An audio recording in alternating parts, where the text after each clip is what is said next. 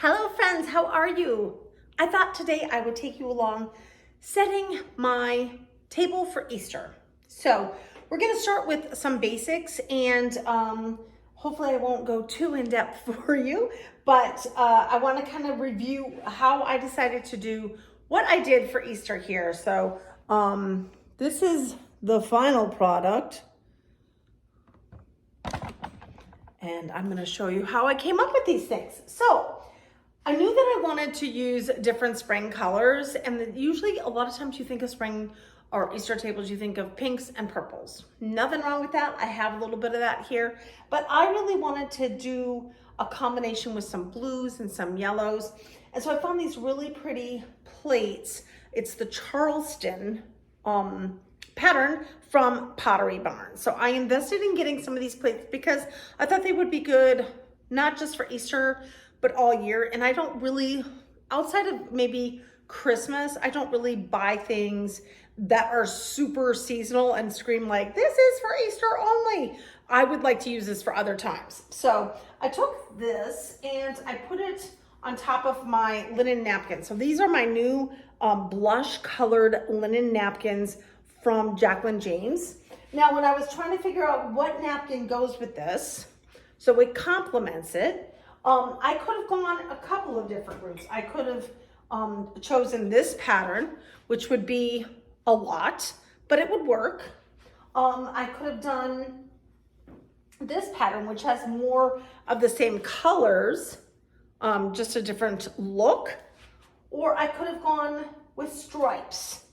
So this has the green stripe, and if I had chose this one, I might have done a different placemat. So I did a simple round rattan placemat, but I could have done the square ones with this and this plate, right?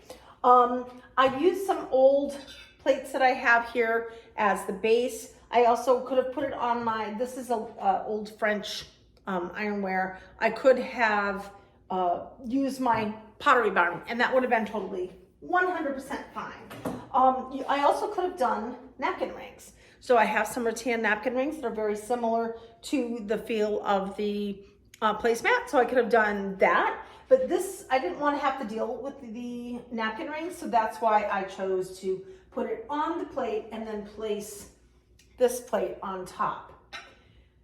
Now, when it goes to place cards, now a lot of people don't like place cards. They think they're super,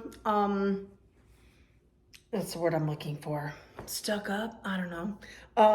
But I like a place card.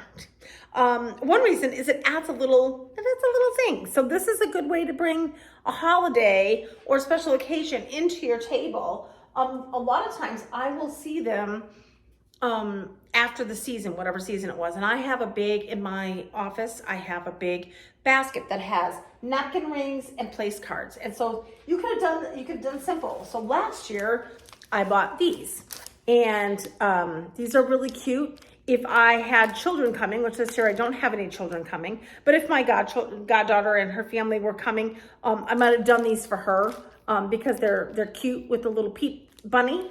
But I decided to go more floral than cute for this Easter. And a lot of stuff for Easter tends to be cutesy, or I could have just been simple. So I always pick up plain ones. They're also great if you don't want to use them on your table. Here's a little pro tip for you. You could use them, now these might be a little harder because there's not much space, but on here, if you're doing a buffet, you can write down what it is on the buffet. So if it's, you know, a ham biscuit or pimento cheese or whatever, to label your food, you can use place cards. So they're a good place to keep your eyes open for place cards. The next thing you want to do is I prefer to try to use dry or silk flowers when possible, only because it's hard where I live to find good flowers. So our local grocery store has them, but sometimes they're not exactly what I want. Like I love to do hydrangeas and they don't necessarily have a ton of hydrangeas. So I have had these for a couple of years. They are just terracotta pots with the little cabbages on top, which are very spring. But I also took some other terracotta pots and I took them and I stuffed them with some little papers, and then these are some fake eggs. So here's robin's eggs blue, and then I got these other paper mache ones, and the robin's egg ones came with these little black and white polka dot feathers, which are just adorable. So I put them in these little terracotta pots and have them all over the place on the runner, just to add some pop of color. And the terracotta pot, nice texture. Love texture. Another thing you could do is if you have other plates. So if I wanted to, I could put these on the side.